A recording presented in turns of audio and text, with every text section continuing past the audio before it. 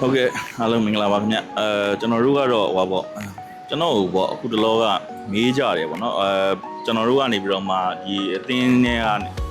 နေပြီးတော့မှကိုသူက6မေးနေတာကို voice ဆိုပြီးတော့မှကျွန်တော်ကလူတွေရဲ့ပြည်သူတွေဆိုတာကလူတွေပေါ့လေကျွန်တော်တို့တကယ် market ထဲမှာဖြစ်နေတဲ့ condition တွေရဲ့ပြီးတော့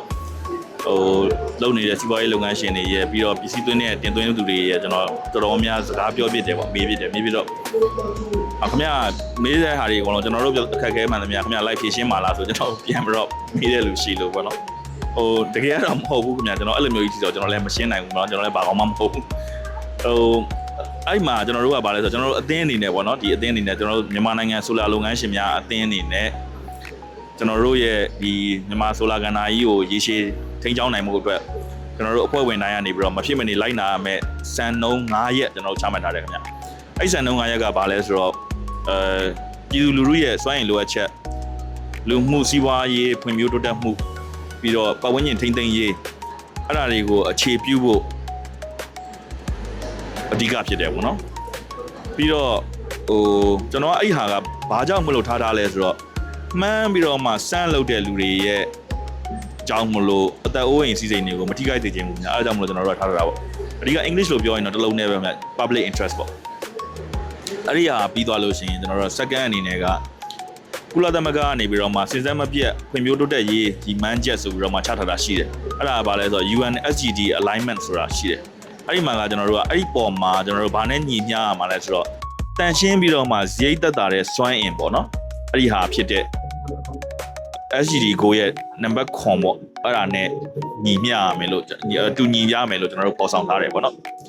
နောက်တစ်ခုကတော့နံပါတ်3အနေနဲ့ကတော့ကျွန်တော်တို့ကစွမ်းရည်ကဏ္ဍတစ်ခုလုံးမှာဟန်ချက်ညီနဲ့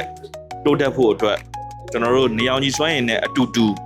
ဖြစ်တဲ့တခြားပြန်လည်ပွင့်ပြိုးမြဲပြန်လည်ပြည့်ဖြိုးမြဲစွမ်းရည်ပေါ့နော်အဲ့ဒါတွေကတော့အဲ့ဂီယာစနစ်တစ်ခုလုံးနဲ့ပူးပေါင်းဆောင်ရွက်ရမှာလို့ပြောချင်တာတော့ကျွန်တော်တို့အခုဆိုရင်ဟိုပါပေါ့ solar နဲ့ wind နဲ့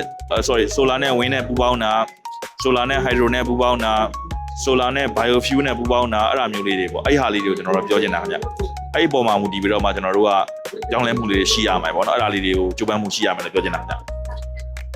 နံပါတ်4အနေနဲ့ကတော့လုပ်ငန်းခွင်ထဲမှာရှိတဲ့ဤပညာရှင်တွေ engineer တွေကိုကျွမ်းကျင်နဲ့အရေးအသွေးပေါ့အဲ့ဒါတွေကိုစစ်စမပြတ်မြင့်တင်ရမယ်လို့ကျွန်တော်တို့လုပ်ထားတာပေါ့နော်ဒါတွေအားလုံးကတော့ site တိုင်းမှာနိုင်ငံတကာရဲ့ IEC compliance တွေစံနှုန်းတွေတေချာမောက်အပြည့်အဝအကောင့်တွေပေါ်နိုင်ရမယ်လို့ပြောတာပေါ့နော်အဲ့ဒီမှာsafety နဲ့safety နဲ့ compliance တွေဖြစ်ရမယ်လို့ကျွန်တော်ပြောချင်တာပေါ့နော်အဓိကတော့ဟုတ်ဆက်လုပ်ငန်းနယ်ပယ်တွေကျွန်တော်တို့ကနောက်တစ်ခုကပါလဲနံပါတ်5အနေနဲ့တော့အခုဆက်လုပ်ငန်းနယ်ပယ်တွေနဲ့ယင်းနှိမ့်မြုပ်နှံတဲ့လူတွေအသင်းအဖွဲ့တွေမှာခိုင်မာတဲ့မိဖက်ပြုမယ်လို့ကျွန်တော်တို့တိစောက်ထားတယ်ပေါ့နော်အဲ့ဒါတွေပါတယ်ခင်ဗျခုနအရင်တော့ကကျွန်တော်ပြောမင်းဆိုပြီးတော့ကျွန်တော်ဆောင်မုတ်ကတော့ရှင်းပါတယ်ပုံမိုတောက်ပတဲ့မြန်မာနိုင်ငံရဲ့အနာဂတ်အတွက်ရေရှည်တည်တံ့တဲ့ဆိုလာစွမ်းအင်နဲ့အတူသိပ္ပံနီးကျလူတကွပုံဖော်ဆောင်ရွက်ကြပါစို့ဆိုတဲ့ပေါင်းစင်လေးရှိတယ်ပေါ့နော်အဲ့ဒါလေးနေတယ်ပေါ့အဲ့ပေါ်မှာအဲ့ဒီအထဲမှာအတိုင်းပဲဈေးကွက်ထဲမှာအကျိုးအမြတ်တစ်ခုတည်းကိုမကြည့်ဘဲနဲ့စနစ်တကျတာဝန်ယူတဲ့စံနှုန်းတွေနဲ့လူမြန်မာဆိုလာလောကကြီးကိုကဘာအဆင့်အထိအောင်အတူတကွညှင့်တင်ကြပါစို့လို့ဖိတ်ခေါ်ပါတယ်ခင်ဗျာဖိတ်ခေါ်ပါရစေဟုတ်အားလုံးမင်္ဂလာပါခင်ဗျ